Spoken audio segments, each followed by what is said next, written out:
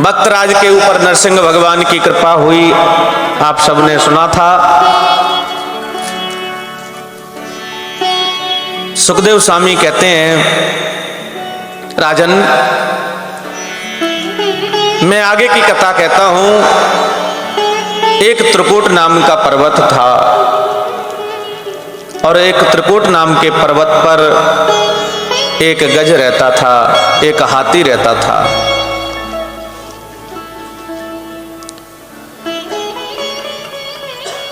और महाराज उसकी 100 पत्नियां और 150 बच्चे थे। ये हाथी के अंदर 10,000 हाथियों का बल था। आज ये हाथी सरोवर में स्नान करने के लिए गया। आज सुखदेव स्वामी कहते हैं कि राजन सरोवर में स्नान करने के लिए गया गजराज, और जैसे ही गजराज गया तो गजराज स्नान कर रहा था कि ग्राहा ने उसके पैर को पकड़ लिया, और जैसे ही ग्राहा ने पैर पकड़ा तो रक्त को चूसने लगा और धीरे धीरे धीरे धीरे करके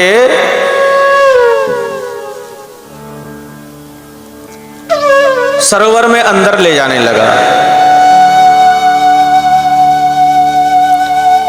लेकिन महाराज जब जैसे ही उसका शरीर निर्मल हो गया, निर्बल हो गया, तो आज पत्नियां से कहता है कि मुझे बाहर निकालो। सूंड से सूंड लगा करके निकालती हैं, बच्चे लगाकर निकालते हैं, लेकिन गजराज निकलने का नाम नहीं लेते। ध्यान देने का बड़ा प्रसंग है, आप लोगों के मतलब की कथा है। गज कोई और नहीं है, ध्यान करना। गज कोई और नहीं है, गज जीव है। त्रिकूट नाम का पर्वत और कोई नहीं है, ये त्रिकूट नाम का पर्वत ही हमारा देश है। ये गोल नहीं है, त्रिकूट नाम का पर्वत है। ग्राहा कोई और नहीं, माया ही ग्राह है। गज कोई और नहीं, गज जीव है। और ये सरोवर कोई और नहीं, संसार ही सरोवर है। और सरोवर में रहने वाला प्रत्येक जीव गज है, और प्रत्येक गज का पैर माया रूपी ग्राह ने पकड़ रखा है, और माया दिन पर दिन अपनी ओर खींच रही है। आप कहेंगे महाराज ये तो समझ में नहीं आता, तो अपने आप में छाती पर हाथ धर के कहिए माया अपनी ओर नहीं खींच रही है। बहुत से लोगों का शरीर तो भागवत में है, लेकिन मन उसमें ऑफिस में है, दुकान पे है, पता नहीं नौकरों को छोड़ के आए, आज पता नहीं कितना माल बेचेगा, क्या करेगा, क्या चौपट कर दे, क्या। भाई देखो आजकल तो कैमरा का सिस्टम हो गया, कैमरे में 2 बार कथा सुनेगा तो 25 बार मोबाइल को देखेगा, कौन बेच रहा है, कौन आ रहा है, कौन जा रहा है। होता है कि नहीं?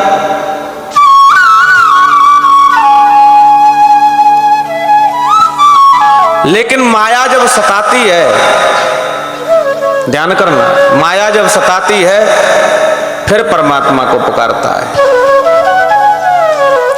लेकिन भक्त ने बड़ा सुंदर लिखा है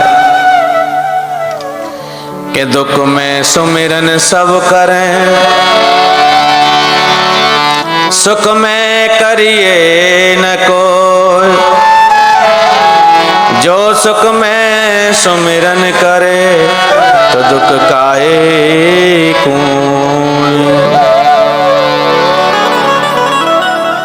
दुख होगा ही नहीं। लेकिन महाराज आज गजराज पुकारने लगा, पत्नियों ने, बच्चों ने बहुत निकालने की कोशिश की, लेकिन निकलने का नहीं नाम लेता है। तब महाराज गजराज को छोड़ करके वो सुंदर पत्नियां भी चली गईं और वो बच्चे भी चले गए।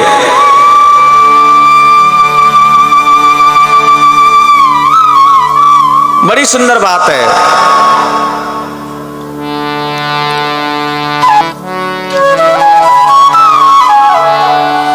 आज गजराज को छोड़ करके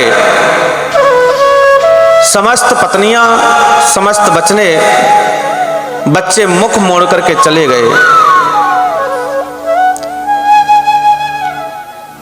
लेकिन गजराज सोचने लगा कि देखो तो सही, आज मेरे जीवन में जैसे ही कष्ट आया है तो सारे बच्चे, सभी पत्नियां मुख मोड़ करके चली गईं। और इन बच्चों के लिए, इन पत्नियों के लिए मैंने क्या नहीं किया। इन बच्चों के लिए, इन पत्नियों के लिए क्या नहीं किया। लेकिन आज सबने साथ छोड़ दिया।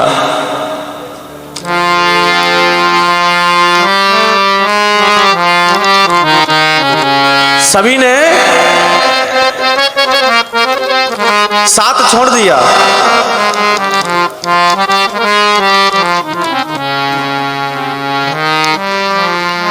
आज गजराज धीरे धीरे करके ले जाने लगा।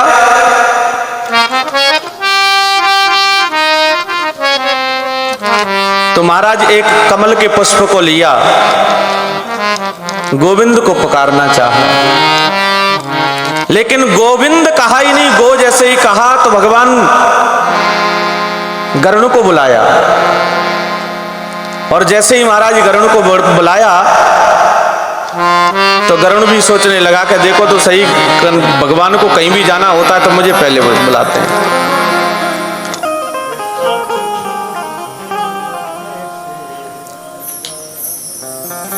आज गोविंद को पुकारने लगा। जैसे ही गरुड़ को बुलाया और गरुड़ जैसे ही आया है तो गरुड़ भी कहने लगा कि देखो तो सही, मेरे बगैर परमात्मा का काम नहीं चलता। भगवान समझ गए कि गरुड़ के अंदर अभिमान आ गया है।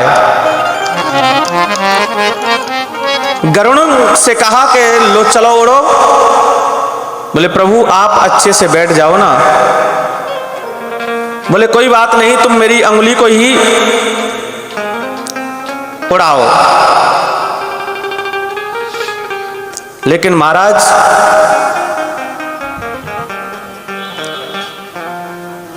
गरुड़ के पंख फड़फड़ा करके रह गया, लेकिन गरुड़ उड़ नहीं पाया। भगवान कहते हैं गरुड़ तू मुझे लेके नहीं उड़ता, मैं तुझे लेके उड़ता हूं। आज गरुड़ रूपी अभिमान को भगवान ने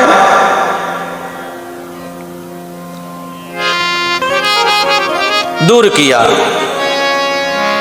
गरुड़ का अभिमान दूर किया। और गरुड़ का अभिमान दूर करने के बाद में ग्राहा का उद्धार किया परमात्मा ने।